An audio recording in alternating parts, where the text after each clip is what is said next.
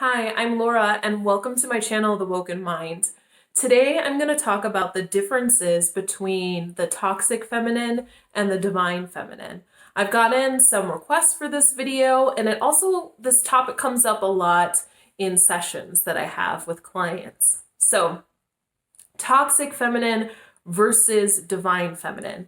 The first thing that we should discuss, and it's important to kind of lay this out there before we go into talking about the traits, is that we're speaking about energy, right?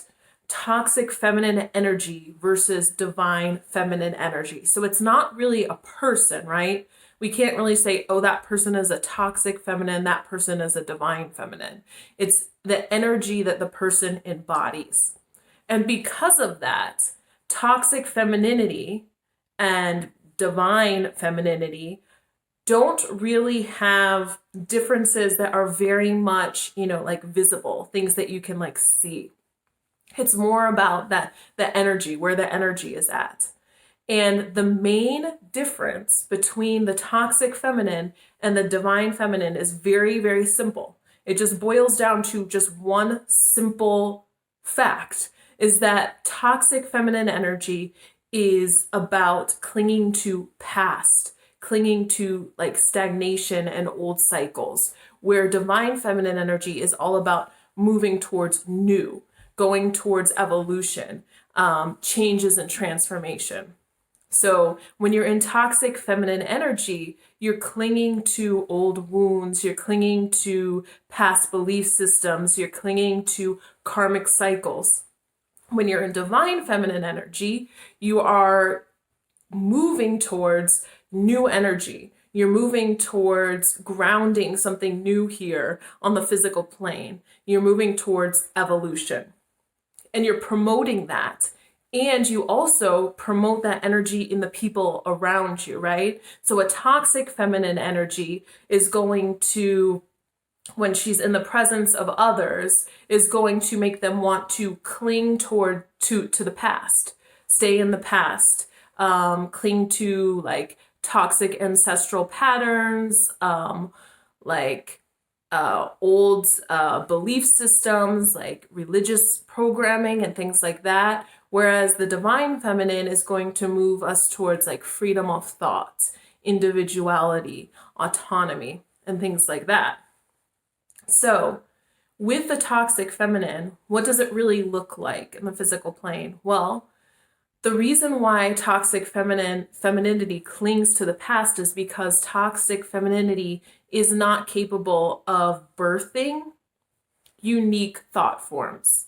So toxic feminine energy tends to copy or replicate things that she sees, things in her environment, or ways that people behaved in her childhood, and she kind of clings to those karmic cycles and then repeats them, and then has others, feel the need to repeat those cycles with her. It's like that's the type of like environment that the toxic feminine sets.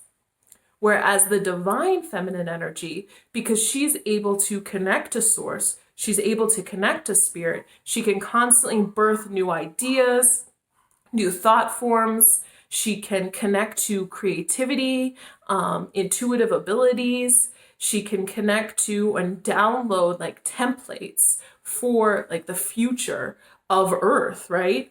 Because of that, the divine feminine is an inspiration for forward movement. Just her presence makes people want to change and grow, whereas the toxic feminine makes people stay stuck and feel trapped and feel disempowered. The feminine energy, the divine feminine energy, makes people around her feel empowered. She makes people around her feel like they can, follow their dreams, that they can move towards, what their soul is calling them towards. And she does the same for herself. And the toxic feminine, she clings to old traditions, old structures. She clings to this is the way that things need to be. She doesn't like taking risks. She doesn't like taking chances. She's really focused on the material world and the rules and the laws and the structures and the systems that already exist. whereas the divine feminine promotes more of this freedom and individuality.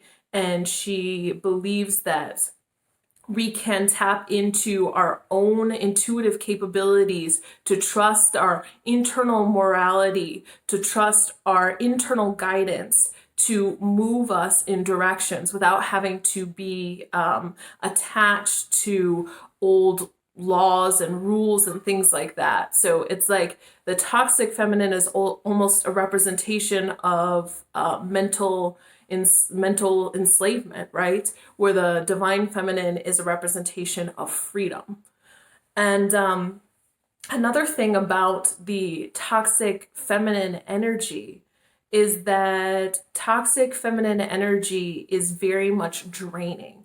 So when we're in toxic feminine energy, we're taking from others, and we want others to serve our own wounding.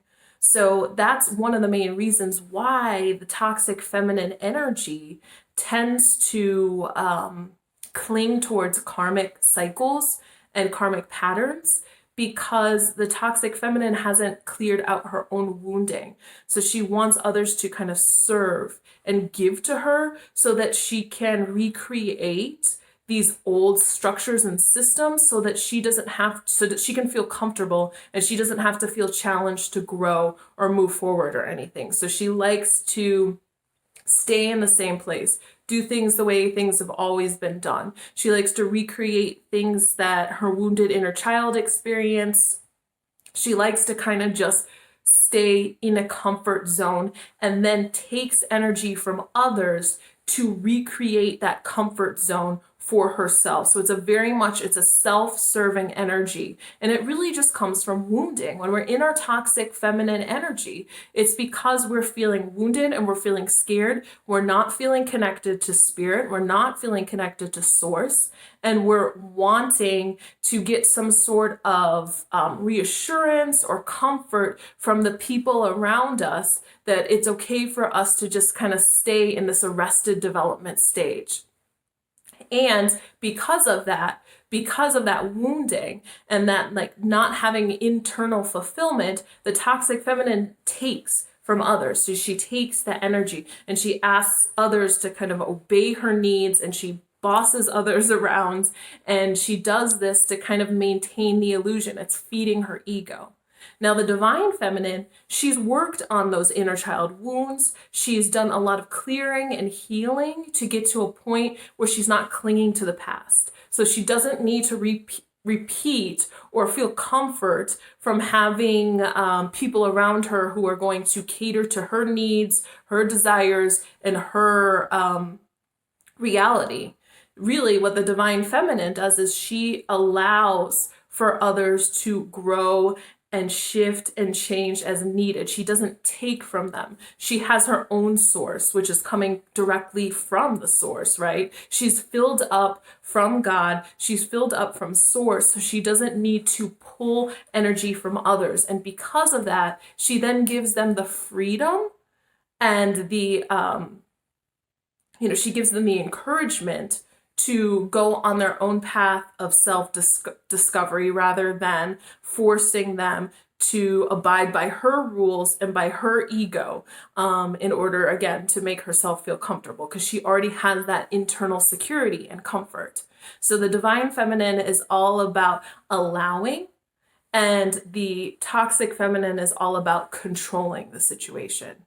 So while the divine feminine allows things to freely happen, which then allows for evolution, the toxic feminine rather clings to external situations and clings to other people's energy and keeps them stuck, which keeps herself stuck, right? It's all about, she's mirroring what's happening inside of herself with others. So another thing about the toxic feminine is that the toxic feminine is very reluctant to look at her own wounding, right? We talked about this just in the past, my past discussion here about, how the toxic feminine has all these people around her that she wants to feed off of their energy. The reason why she does that is because the more she gets fed, the less she has to actually do the inner work. So that's why toxic feminine energy is often drawn towards jobs where she can play the role as like the helper, play the role as the person who's going to fix others, because that then allows her to kind of feel like she's healed when she hasn't. So you'll see a lot of toxic femininity in like teacher jobs, counselors, therapists, even doctors. There's a lot of toxic feminine energy there because these people have this toxic feminine energy within them, and it's men and women. It's an energy where they feel like if they can be the savior for others, then they can keep feeding their ego and never actually have to look at their own their own shadow work or look at their own wounding. So it's like a lot of times these people gravitate towards like fields or positions or jobs that actually mirror the work that they need to do inside of themselves. And it's like a distraction for them to go into this type of work so that they don't have to look at themselves. Now, the divine feminine energy is all about looking at her wounding and addressing her wounding and cleaning it up so she doesn't have to take from others and she doesn't have to project onto others her own wounding.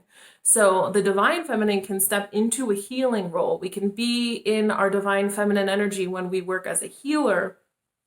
We can do it as a teacher. We can do it in all of these positions that we see the toxic feminine in. But the difference here is that the divine feminine will be, she holds herself accountable for her own wounding and expresses that and doesn't hide it. So, often we see toxic femininity a lot of times like in spiritual communities where we have spiritual gurus or teachers who say, look, I'm completely healed and let me show you how to be like me.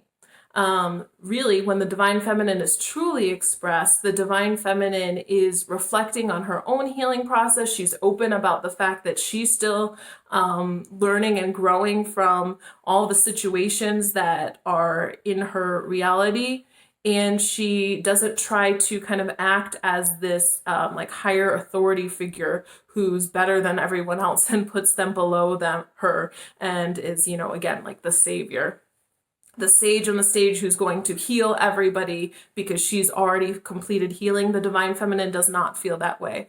Really, the divine feminine is mostly just about being healed and whole and complete and then sharing that energy with others. And that just naturally inspires them to then move forward with their lives and take their own healing into their own hands, right? So the divine feminine inspires by just being, whereas the toxic feminine inspires by controlling, manipulating, and telling people how, why, where, when, and how they're supposed to heal.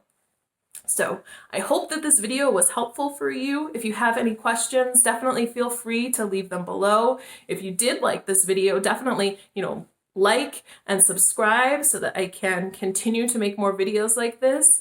And also, if you've got any other sort of ideas or topics that you'd like for me to discuss, definitely put those in the comments section or feel free to send me an email. My website is thewokenmind.com. I'll put that below here too. And I also offer one-on-one sessions. Like I said before, I've had clients that have brought this up in sessions. So this is definitely one of the things that we talk about, right? How do you get out of that toxic feminine energy and move yourself more towards that divine feminine energy? Because that's what's going to bring in rich connections. That's what's going to bring in like deep, meaningful, purposeful work into your life. So it's a very important